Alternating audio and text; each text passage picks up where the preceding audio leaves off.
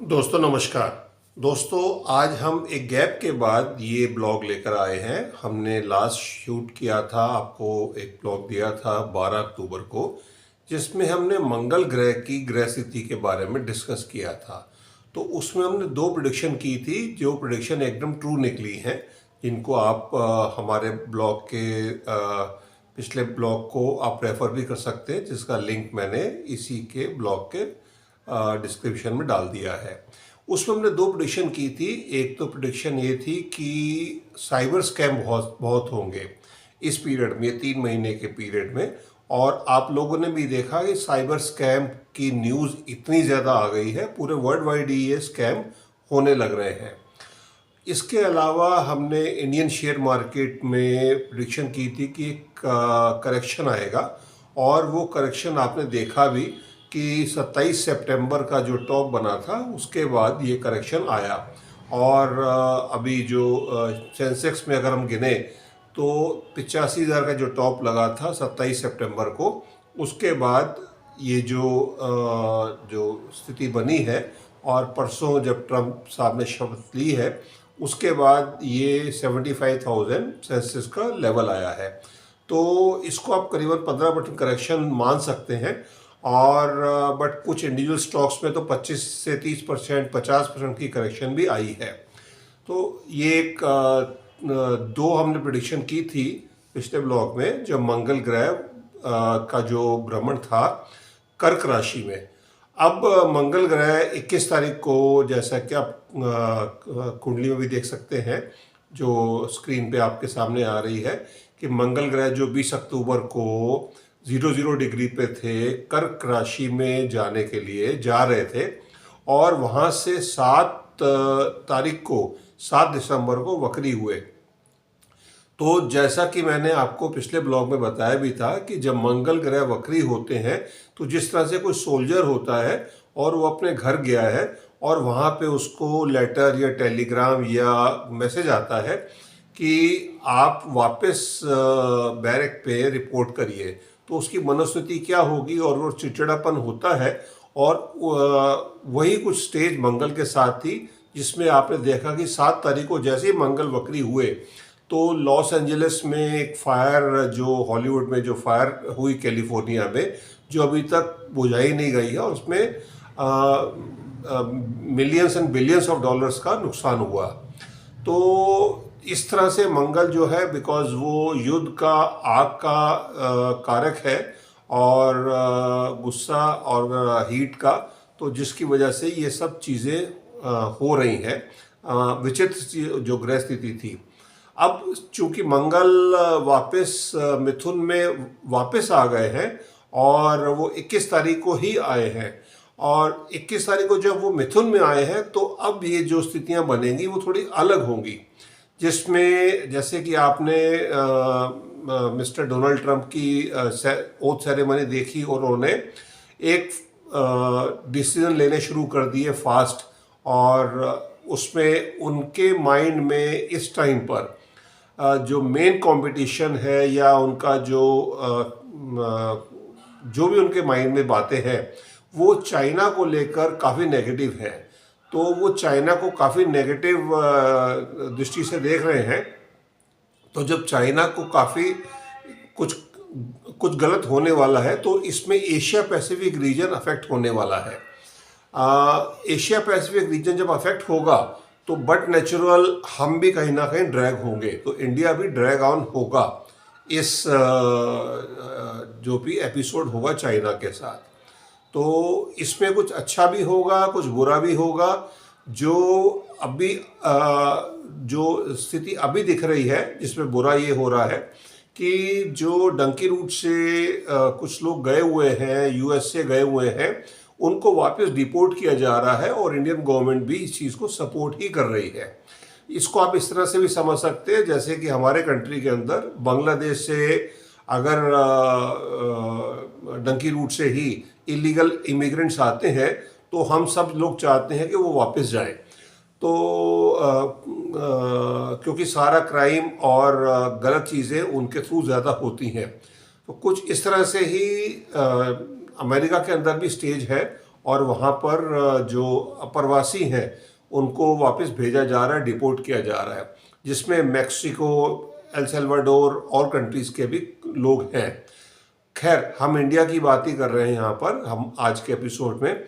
तो इंडिया के 18,000 लोग डिपोर्ट हो रहे हैं, और ये जो आप आने वाले समय में अगले 15 दिन में ही और महीने के अंदर, जब तक मंगल मिथुन राशि में है, वक्री है अभी 24 फरवरी 2025 तक, तो उसमें आप ये स्थिति देखेंगे कि इस तरह के कई डिसीजन होंगे, और जिसमें इंडियन गवर्नमेंट को मजबूरी में सपोर्ट करना पड़ेगा, बिकॉज ये शॉर्ट टर्म लॉस है और लॉन्ग टर्म गेन के लिए ये चीज़ें समझनी पड़ेंगी। इसके अलावा जयशंकर जी जो वहाँ पर समिट में गए हुए हैं, और जो काफ़ी टाइम तक, काफ़ी लंबे समय तक यूएसए में भी रहे, 28 दिसंबर को भी पहले गए थे before the oath taking ceremony.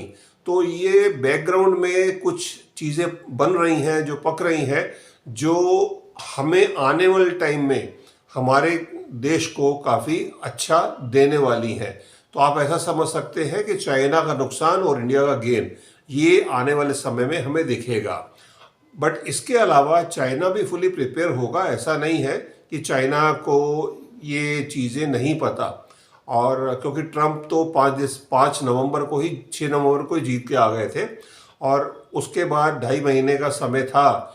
और जिस तरह से ये जो मंगल वक्री और मार्गी, वक्री और मार्गी रह रहे हैं, और जो एक बड़ी इवेंट होने वाली है 29-30 मार्च 2025 को, जिसके लिए फर्स्ट जो प्लैनेट है वो क्योंकि राहु ऑलरेडी बैठे हुए हैं, राहुदेव ऑलरेडी बैठे हुए हैं मीन राशि में, उसमें जा रहे हैं शुक्रदेव 28 तारीख को। ये फर्स्ट प्लैनेट होंगे, जो 6 प्लैनेट इकट्ठे होने हैं उसमें ये फर्स्ट प्लैनेट होंगे शुक्रदेव। और मैं थोड़ा सा सारे प्लैनेट्स को हम देख रहे थे, जो भी ग्रह स्थिति बनती है उसमें हर प्लैनेट बिकॉज सूर्य और चंद्रमा तो कभी वक्री होते नहीं, हमेशा सदैव मार्गी रहते हैं। राहु केतु हमेशा वक्री रहते हैं। तो जो बचे हुए 5 प्लैनेट हैं, जिसमें मंगलदेव हैं जो अभी वक्री चल ही रहे हैं, फिर शनिदेव ऑलरेडी वक्री से मार्गी हो चुके हैं 15 नवंबर को, बृहस्पति देव अभी वक्री चल रहे हैं और जो 4 फरवरी को मार्गी होंगे 3, बुध देव वक्री मार्गी बराबर होते रहते हैं हर क्वार्टर में, और अभी भी हो चुके थे। इसके अलावा जो इवेंट होगी उस टाइम पे वो वक्री रहेंगे 30 मार्च को, और शुक्रदेव भी वक्री और मार्गी इस पीरियड में हो रहे हैं। तो जब वो 28 जनवरी 2025 को मीन राशि में जा रहे हैं राहु देव के साथ, जहाँ पर वो कल लंबे समय तक रहेंगे, तो ये इसके बारे में पूरा रिसर्च करके और इसका अलग हम एपिसोड लेकर आएंगे कि शुक्रदेव के वक्री और मार्गी होने पर क्या इफेक्ट आएंगे। आज हम सिर्फ मंगल देव की बात कर रहे हैं, और मंगल देव का जो ये भ्रमण है, ये वक्री मार्गी का, ये अगली स्टेज में जा रहा है, जो 21 तारीख को ये 00 डिग्री पर मिथुन राशि में आए, और अब ये मिथुन राशि में पीछे की तरफ जा रहे हैं। तो जो पीछे की तरफ जा रहे हैं और डिग्री भी इनकी कम होती जाएगी मिथुन में, और इस पीरियड के अंदर आप कुछ अलग से डिसीजन देखेंगे जो पहले के पीरियड में नहीं हुए।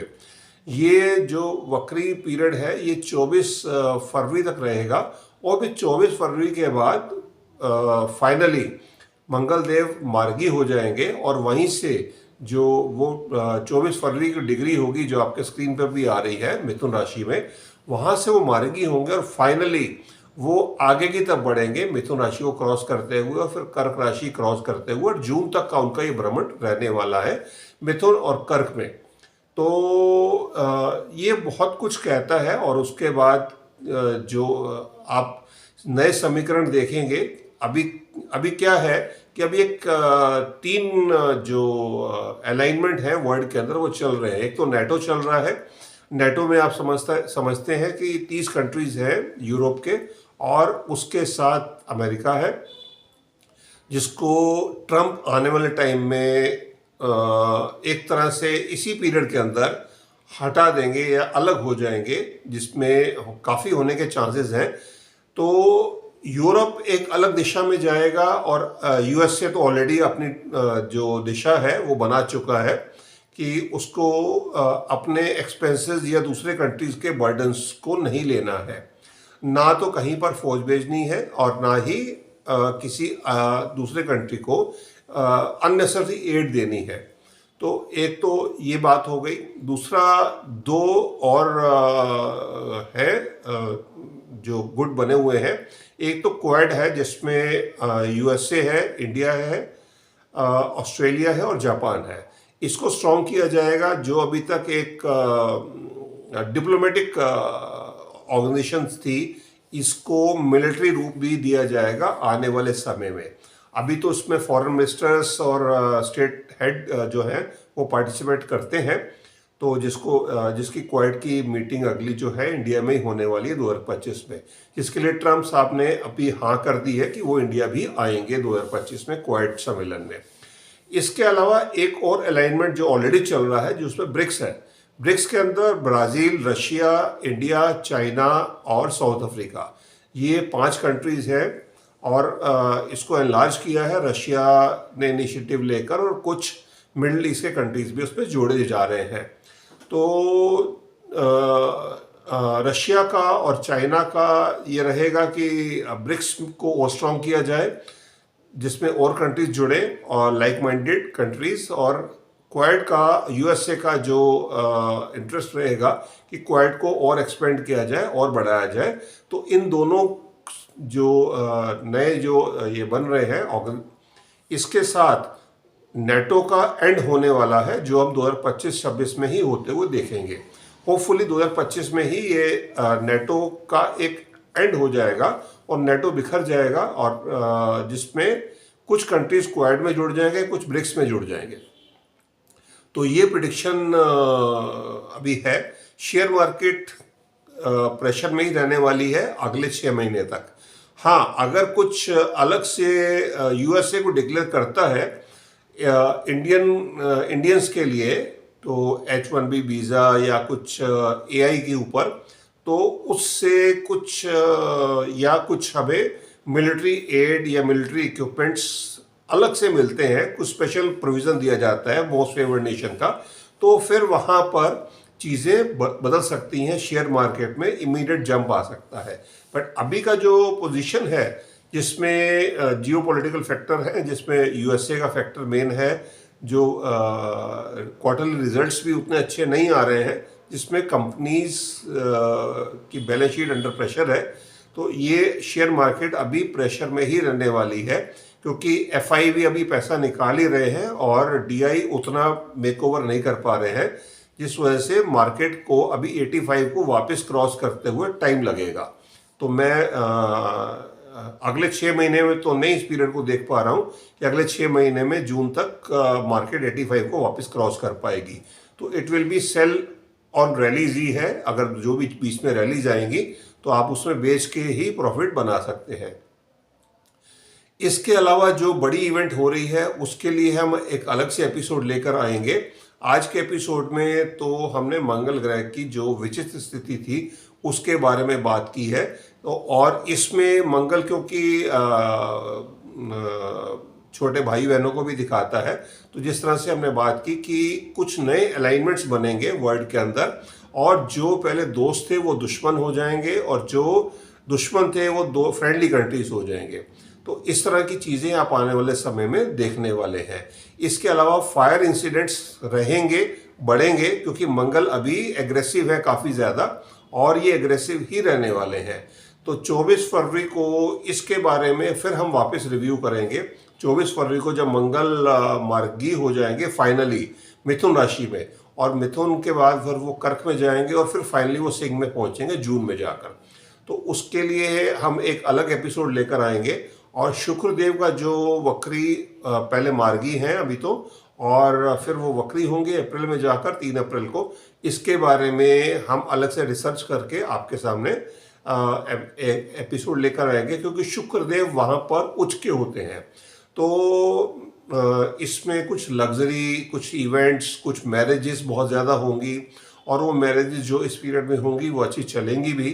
तो ये सब एक एपिसोड हम लेकर आएंगे शुक्रदेव का। इसके अलावा बुधदेव भी मार्गी होंगे, वक्री होंगे, मार्गी होंगे। वो भी एक जो इवेंट है उसके पीरियड में वो वक्री रहेंगे, जो 30 मार्च को होने वाली है।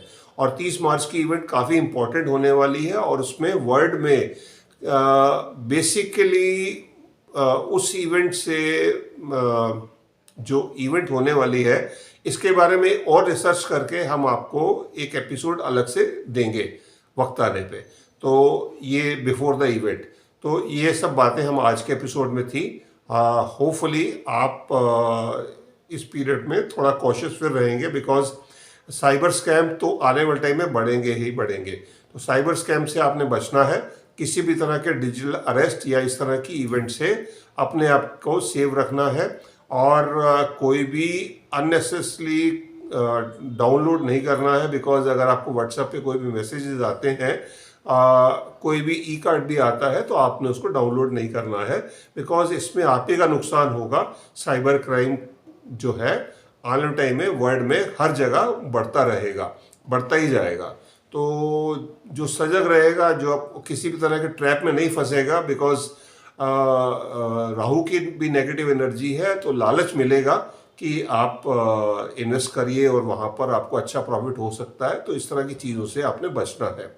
तो और किसी भी तरह के फियर में भी नहीं जाना है। कोई ट्रैप लगता है कि आप कि फैमिली में फला ये इशू हो गया है और इस वजह से आप ये फंड में ट्रांसफ़र करें, तो किसी भी तरह के इस तरह के ट्रैप में आपने नहीं फंसना है।